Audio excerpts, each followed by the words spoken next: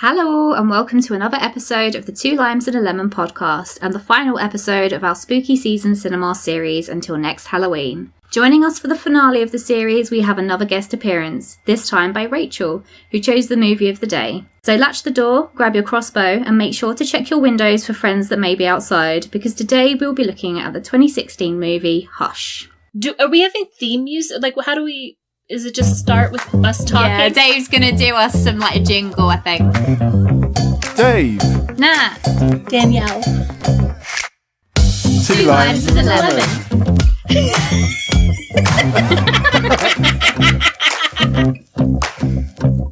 So welcome to another episode. I can say I'm looking forward to spooky season cinema to be over, as though I love horror movies, I'm ready to go back to some other genres. My name is Nat, and with me I have my two co-hosts, Danielle and Dave. Say hi, guys! Hello. Hi. But joining us as we discuss the highs and lows of cinema, we have a special guest, and let me introduce Rachel, another Lime. How are you doing, Rachel? I'm good, thank you. And thanks for having me on today. Dave, would you like to tell us all how you and Rachel met? Who is Rachel? Let's break that down. What is Rachel? No, we met at uni, didn't we? Yeah. You was in... Where was it? What was the name of the area? I can't remember what it's called. Bruce House. The Grange. And we lived together as well. We found our love of horror through horror games, and just Rachel loved Dark Souls. It was our first kind of Scream Fest. Nice. Which was quite funny. She's like, actually, I've never met him before. Yeah. Yeah, who is this guy? I started watching horror movies from a really young age. So I think I've probably become a bit desensitized, which not sure if that's a great thing. But yeah, I love horror films, and I've been sort of watching quite a lot of horror content creators as well on TikTok. I like to sort of keep up to date with what's coming out. I think I'm kind of the same about being desensitized from watching too many horror films. I have trouble nowadays when somebody asks me if something's too scary for them to be able to, maybe? I don't know, it didn't scare me, but maybe it might be.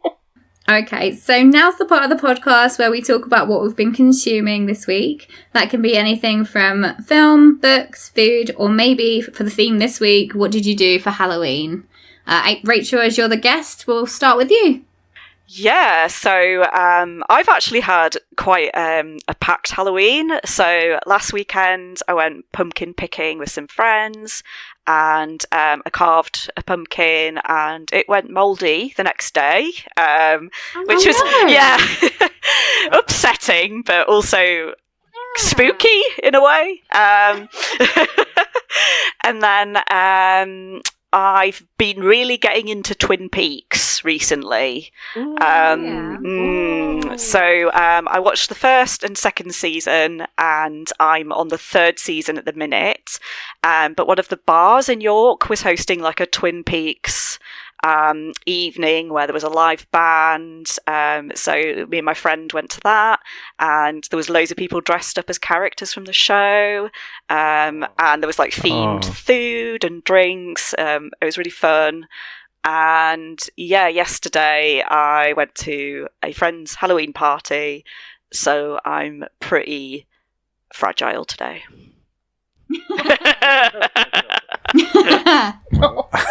Fragile. Well, you said you had a pretty packed Halloween, because I feel like British people don't celebrate Halloween as much as they used to. So I feel like, Rachel, you've really sort of gone into the Halloween spirit here. Yeah, to be honest, I've done pretty well, because so I was away in Japan for 2 weeks a couple of weeks ago, and then I literally got back and had to go straight to a work trip down south. So I was gone for a whole week. And then I came back for the weekend and had to go down to London the next week for work. So, yeah. Wow. I've been exhausted, yeah. How about you, Danielle? So for Halloween week, I took off, and my big bookend of the week was I saw 2 sort of Halloween-related musicals. So last Saturday, I went to Evil Dead the Musical, which was so much fun, and they advertised it that there were like splatter zone seats. And I thought, oh, well, there's going to be like a little bit of the fake blood that gets into the audience. No, they were like full on spraying it at these seats in the audience. They had people running around with like blood cannons at them. And our seats were right behind that. And so I still got like my bag got splattered. Luckily it washed out. But it was so much fun. And apparently they do it every year, so I think I'm going to do it again next year. And then this... Would you sit in the splat zone? No, I don't live anywhere near it, so I'd have to be able to get home, and you can't really explain to an Uber driver why you're covered with fake blood in their car. Oh my god, yeah, it's like you've just done a crime. But also trying to convince them that you're not going to get fake blood all over their car. You know, yeah, have to count in like an extra $200 Uber cleaning to the ticket price. Could you take like a disposable poncho with you? Yeah, like go on those little water rides, but just like... There were people in those, but there were also people, like there were diehards in that splatter zone in full white outfits. Like, oh wow. Like there must have been a sale on them in Amazon, like white overalls, because I saw several people in those. There was a guy in a full white suit, and then they sold shirts that said like, I survived the splatter zone.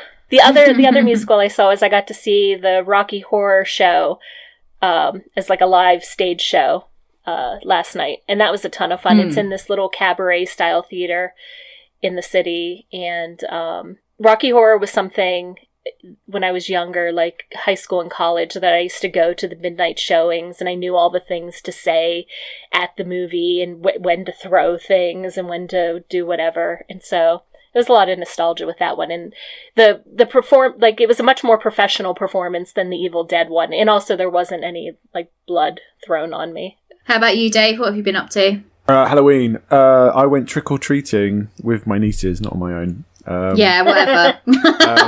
And surprisingly went really well. Like they dressed up as the Grim Reaper and a banana, and we just started around their area, and there was a few pumpkins outside, and it was like, okay, yeah, get a sweet go. And then we came across this house which had like blue lights coming out of it, and I was like, go on, let's have a go. And they were getting a bit creeped out. Pressed the button, and then this lady answers, and she's sort of like, oh, happy Halloween, and then like behind a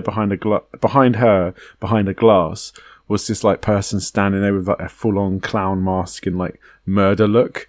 And then another one slowly came into frame as well. And then you could see my nieces were just gone from like, happy Halloween to like, oh my God, we're going to get killed. And he kind of like raised his hand to bring like this big like knife and his like machete thing. And then they kind of like were like looking at me, and I was like, you better get your candy, guys, because we've got to get out of here because they look like they're going to come after us. And they were like, oh, thank you. And we ran off. It was really funny. Hopefully they only do that for the older kids. Imagine like a hopefully 3 or 4 year old. Yeah, I was going to say, that sounds really scary.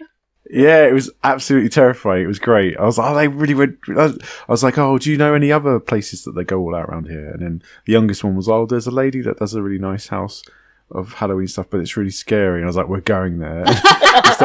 And then we started heading over there, and there was these like 4 men dressed as the Nun from the Nun movie. Oh my god! And they were staring at us across the street, and then like I said, oh, look, girls, there's a house there. We'll go knock on there away from the nuns.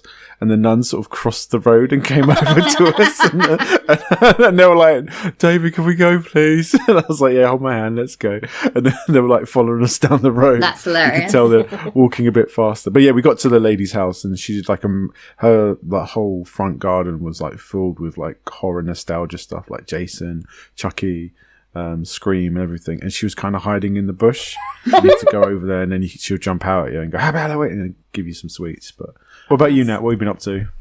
Not been doing too much. I've been like had builders in doing internal doors in my flat, so not too much. But what I did finish, as the same was with Dave, was the Alien Earth show on Disney Plus. We've been watching it like over the course of quite a few weeks now, but yesterday we finally finished it. And I don't know about Dave, but it was very disappointing. We felt like the episodes were all in the wrong order.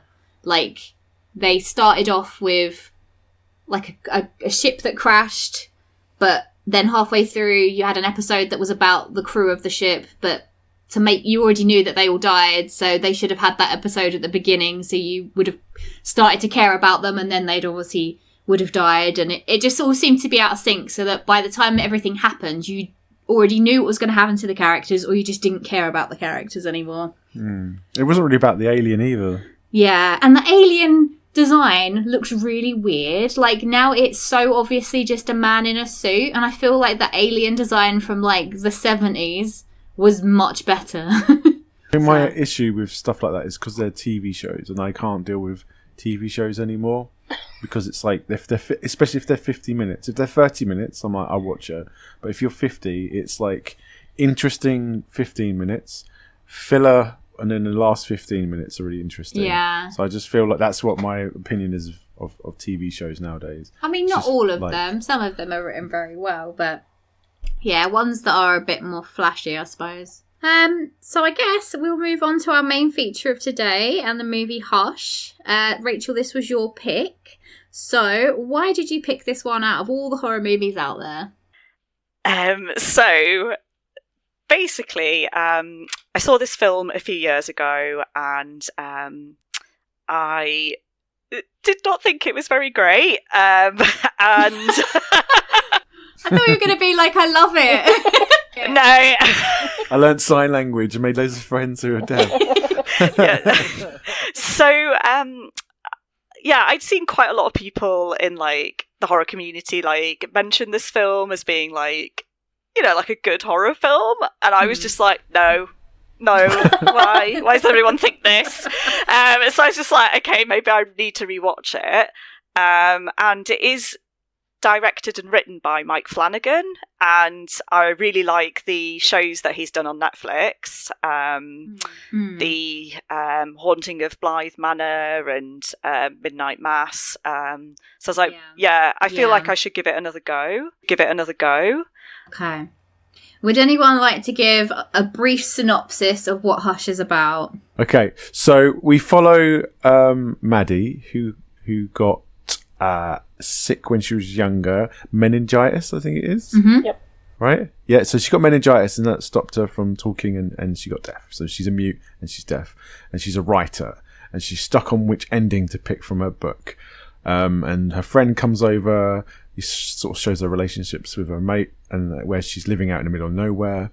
But during that night, the house is attacked. Well, there's a sort of stalker guy outside, and he's trying to invade and come in and basically kill this poor lady. And it's about her fight for survival.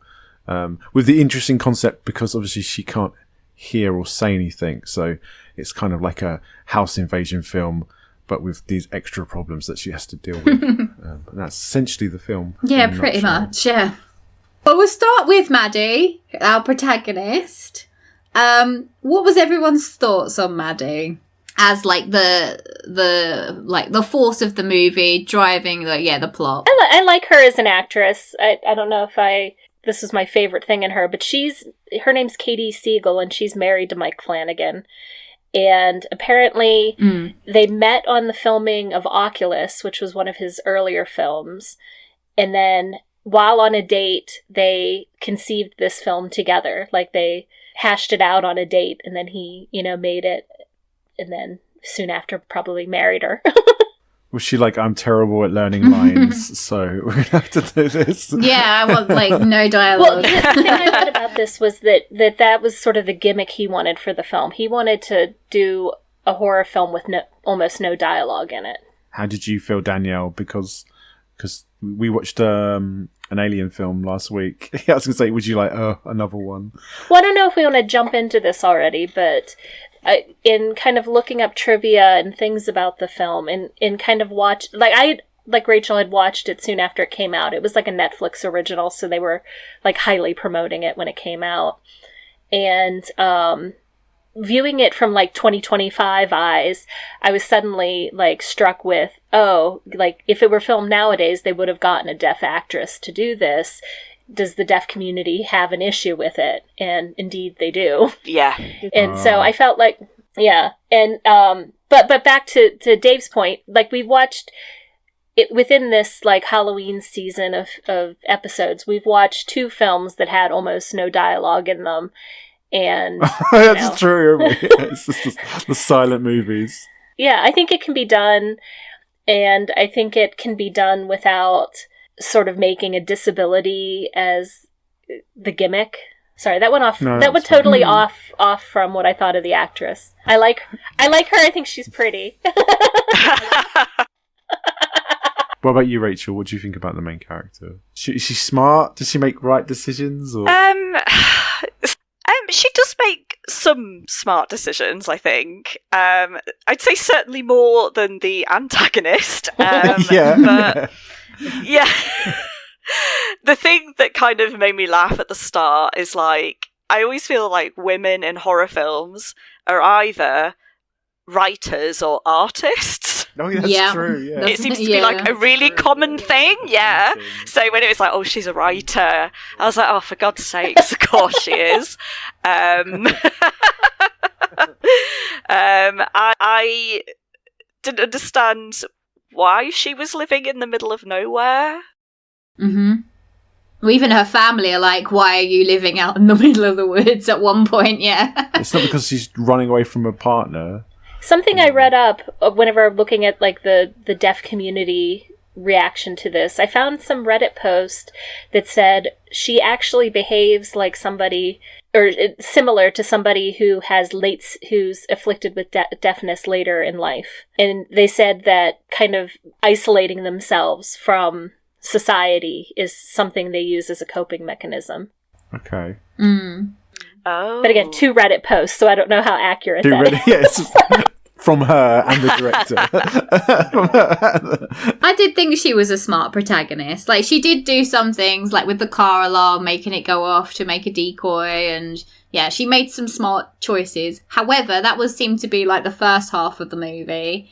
And then in the second half, there was choices like at one point the antagonist loses a crossbow, and instead of what I would have done, which was just dismantle the crossbow so he could no longer use it, she decides to try and use it herself, even though she has got no, like, strength to be able to even, like, pull the string back to, like... Well, she doesn't even she's in the bathroom. She doesn't even grab a towel to try and she's using her, like, hands that are all torn up from escaping this guy. And the biggest issue I have with her is there's a scene where... a guy called John, who is it the neighbour's partner, that her friend, he turns up, he basically gets the antagonist on the ground and is like smashing his head in with a rock pretty much, like, and then she just watches out the window and doesn't think this is the perfect time to go outside and we can overpower him together. Stab him in the head. And she just lets John die. Yes. And it's from that point onwards, I was like, I do not care what happens to Maddie. Like, she's on her own. Like, she pounds on the glass so it distracts him. So it's not even like she lets him die. She gets him killed. Yeah, and the killer even says that. You know, he's like, "Oh, thank you for that, because just for that, you've distracted him. Yeah, you've helped me out there." Yeah. I was just gonna say, like, I don't understand why she just didn't try and run away, because I know that he had this crossbow, but it's not like a gun where it's really accurate and it can reload quickly. So I don't know. I think you'd have a pretty good chance. Yeah, you're right. She does start to run, and the first time I think the arrow just gets caught in the tree, and instead of continuing to run forward, she runs back to the house. She does do that bit where she's trying to figure out ways to run away and escape. And it's like, no, you get killed that way. Oh, if you stay at home. Yeah, that was kind of cool. Oh, all the different scenarios. Oh, yeah. I kind of wish they'd made that a bit more of like a bigger concept. Oh, like, because that would have been good, actually. Because she's like a writer. She knows different endings. Well, and they've also made a point at the beginning to show that that's what she's working on. She's got like 6 save files of her books ending, trying to figure out how to end it. And so, yeah, I think there were a lot of scenarios where she was like trying to figure out what decision to make, where they could have put that into play. That would have been cool. When I first watched it, I didn't have subtitles on. So when she was doing sign language, none of the subtitles came up for me. So I was like, am I supposed to know sign language or something? So I was like, what's going on? I'm like, I kind of know some of these sign languages, like what she's saying. And then I went back and then found the subtitle bit and it popped up. And I was like, okay, now it's telling me what she's saying. I was like, what am I supposed to know? So ages ago, I remember me and our housemate, I don't know if you were there, Rachel, we watched it with Jack. We watched Wolverine when he goes to Japan. Oh no, I didn't see this. And we watched it, and it was like a sneaky internet copy. And they didn't have subtitles on for when anyone was speaking Japanese. That's like a big part of the film, right?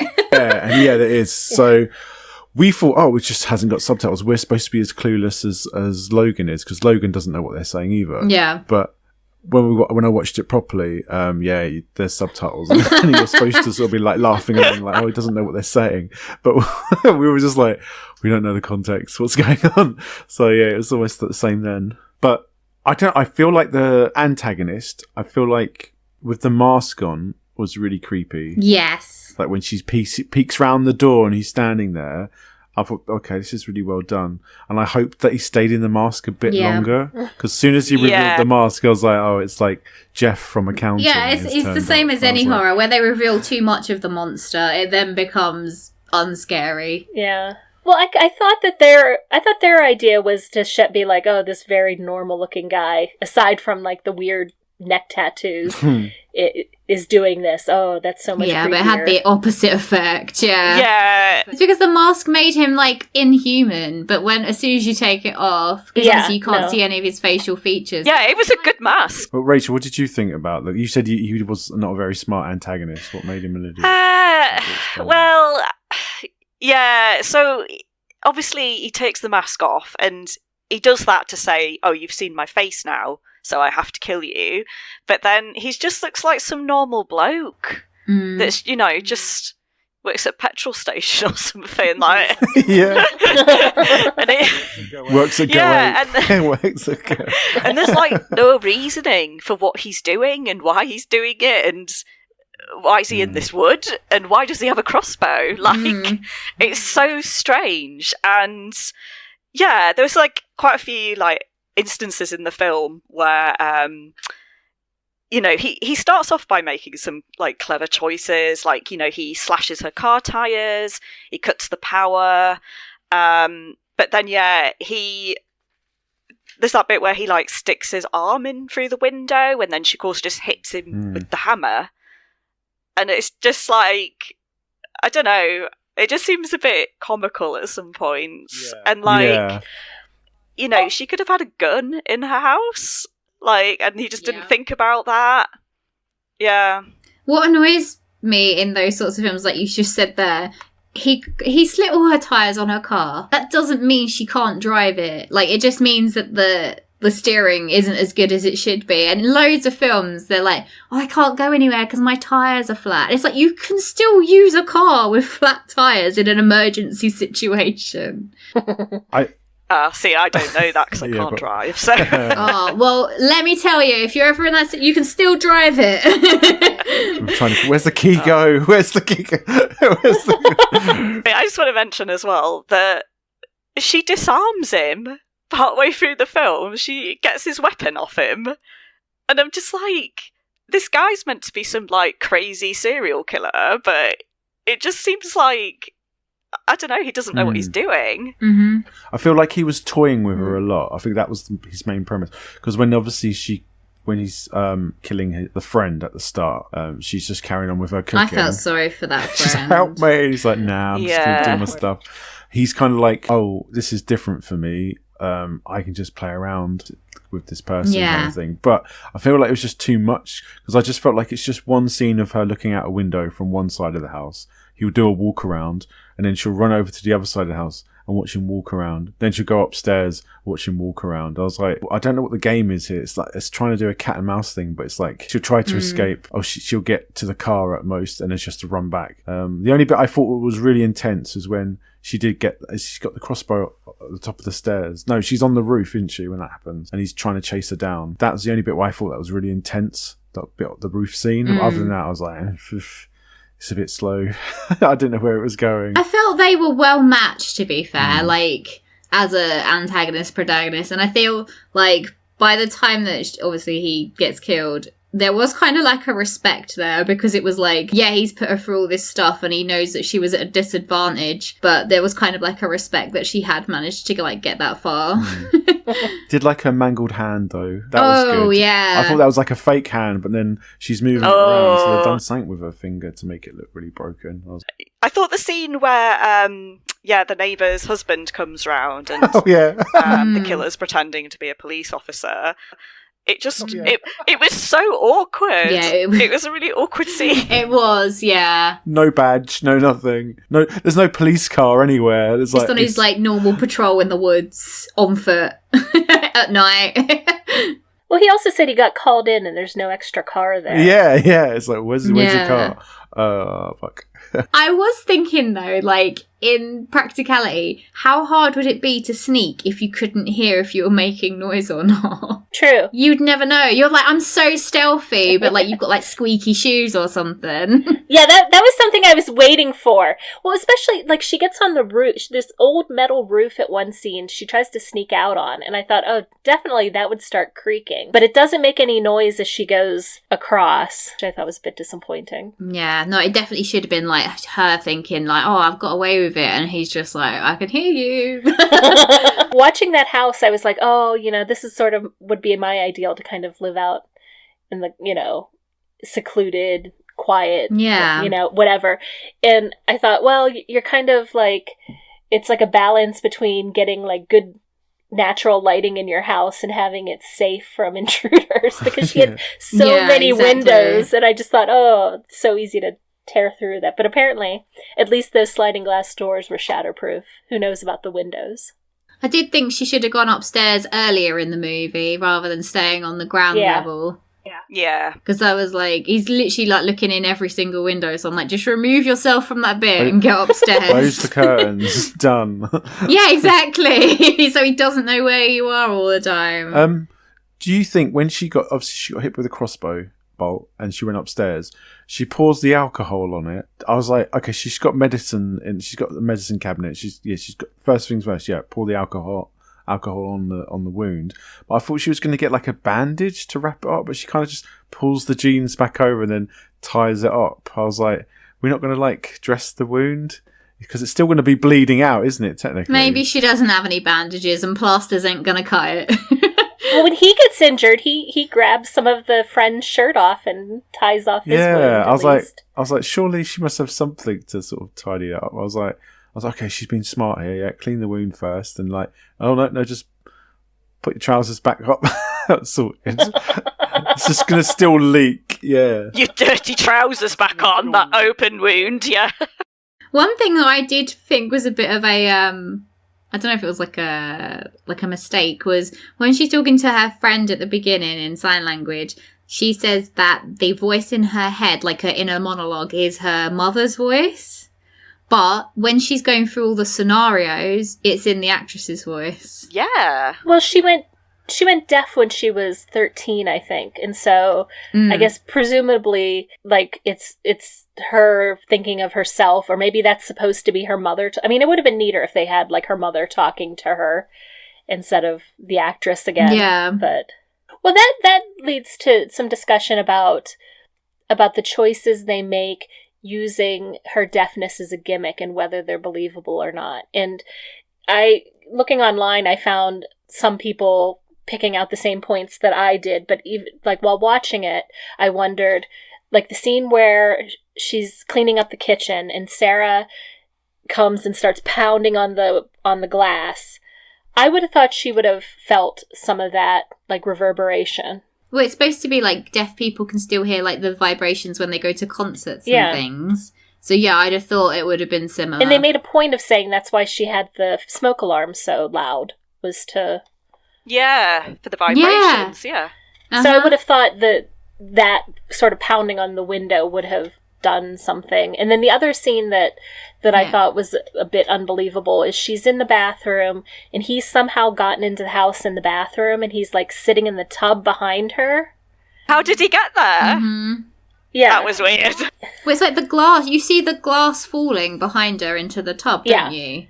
But again, I feel like you would at least have a few flecks of glass out of a smashed window that would have made it to the back of her as she's leaning against the bathtub to be like, what's going on behind that me? force, she would have felt the vibrations. Yeah, it was like him blowing on her neck. It was when she sensed him. How do you think that this holds up against like other home invasion movies? Like Strangers or like things like that? No one will save you. One thing that I did like about this film was obviously she gets injured and like the injury stays with her and affects her throughout the film, whereas normally in horror films people will get injured and they'll just, you know, get up and start running again.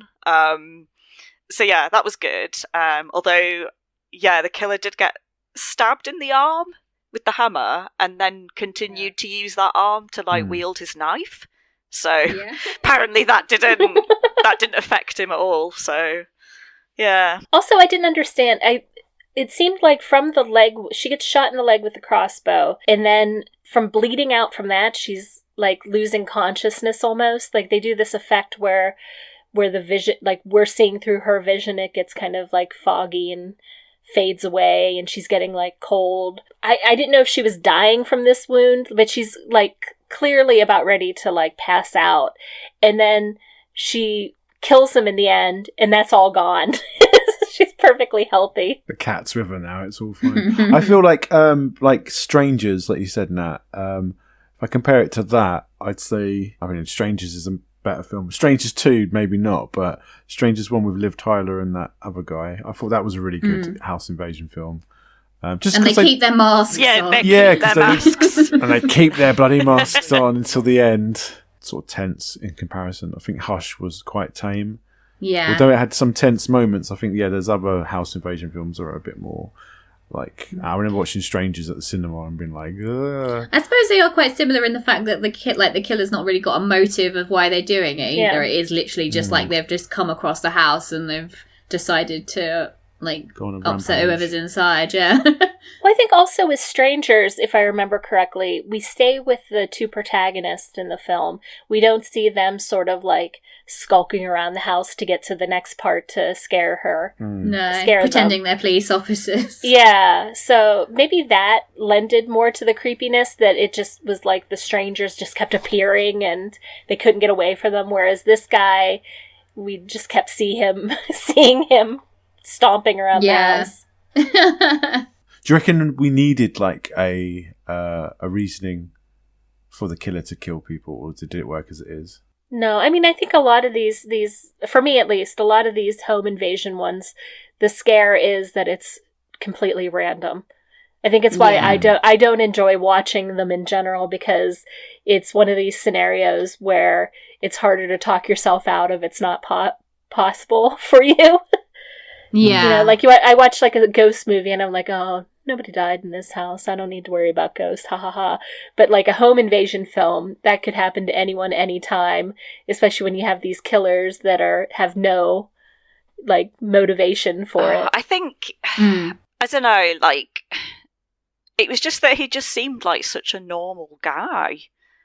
And like, I mean, maybe that's what was meant to be scary about it, the fact he just seemed, you know, just some normal bloke. But it just, to me, it just made him not scary at all. Because, yeah. I can have him. I can have him. Yeah. I mean, he's only 5'9", so yeah, could have had him.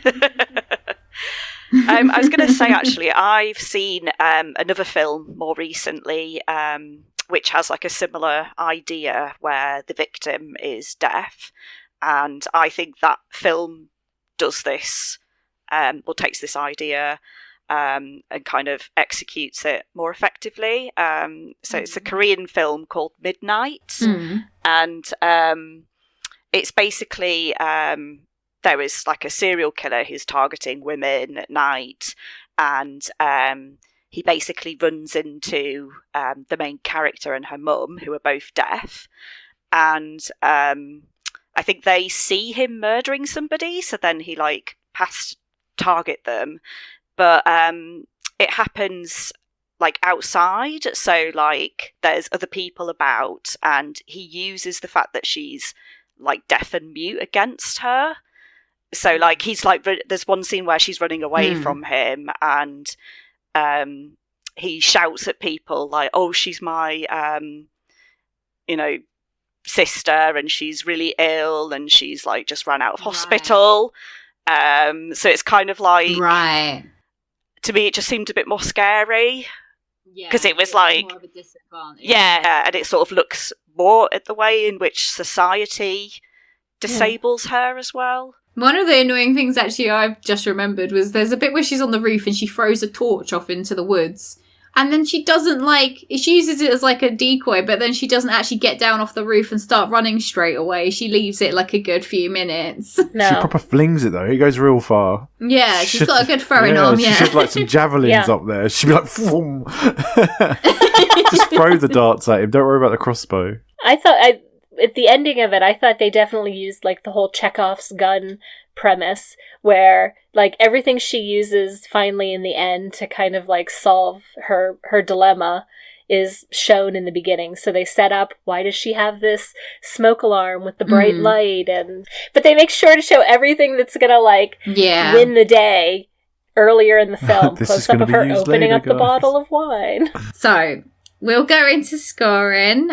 We'll start with who is everybody's favourite character. So we'll go with Rachel first. I mean, my favourite character's the friend, the neighbour that got murdered. Right? Yeah, and she was hardly in it. So, yeah, I think that says it all. Dave? I like the cat. Distracted the guy long enough to get shot. So. Yeah. It was a sassy cat. So he's the hero, is that what we're saying? Yeah. If it weren't for the cat, she would have not been able to shoot that guy. How about you, Danielle? I like John. I thought he would have actually, if she had not screwed up, he would have bashed the guy's head in and saved the day. Yeah, John was my favourite as well. I was so upset when John died, and that was when my hatred of Maddie first started. Started making a list. Which leads into least favourite characters. I'll go first. Maddie. How about you, Honestly, Rachel? I'm going to put Maddie and the killer together. Like, they're both just as bad as each other. Yep. I'm going to agree with Rachel. I thought both of the main characters were sort of meh. I'm going to go with the sister. Why was she even there? Oh, yeah, the call. Yeah, she's like, there's something behind you. Oh, it's just a cat. No, I could have invested. No, see, that's the end of her. Or like, here's an alternate. Here's an alternate best and worst. Best character, the killer with the mask on. Worst character, the killer once the mask was off. That's a good one. Yes. Do we want to do favourite scenes, or do you want to go just for scorings? There was a scene where I literally burst out laughing, and it was when he was like reloading the crossbow, and it's so slow and clunky, and I was just like, why that way? Even he struggles with it, so I don't know why she didn't just dismantle the thing. Yeah, I yelled at the screen whenever I was like, how long is she going to be there trying to load this stupid crossbow? And it just keeps it's so painful. And it had to have been like 5-10 minutes for the scene with John to happen. Yeah, before she comes back downstairs. Still doesn't get the crossbow sorted until the cat's turned up. The cat's like, I'll give you one more go.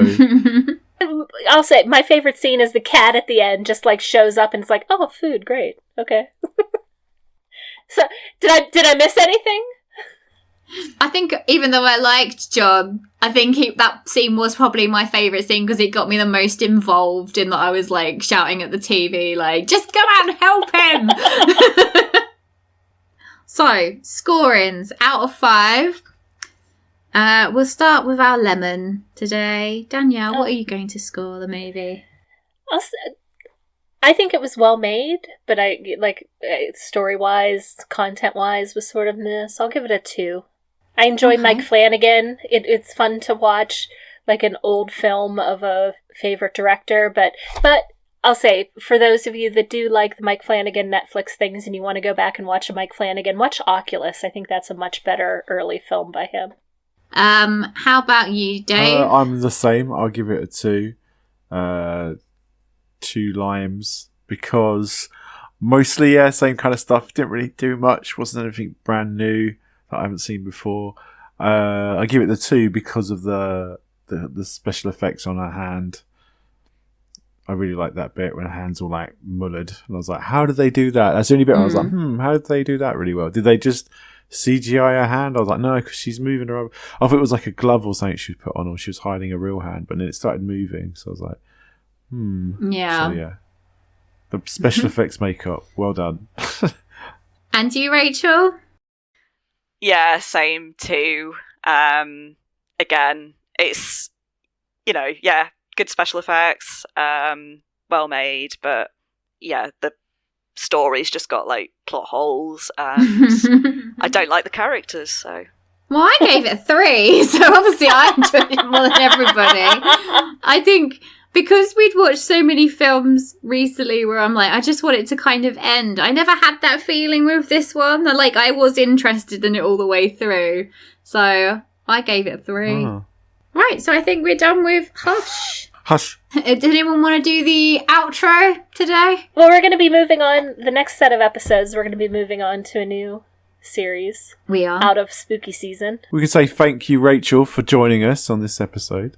It's been a pleasure to have you. We'll definitely love to have you back again. Oh, thank you for having me. Great pick of film. Yeah. Oh, thank you. Okay, so we'll see you next week. We're not sure what series it's going to be, whether we're going to be going back to an old one or starting a brand new one for... Ooh, we could be venturing back in the woods. Possibly, but it'll be a surprise. So, bye from me. Bye from me. Bye. Bye. Bye from me. Bye.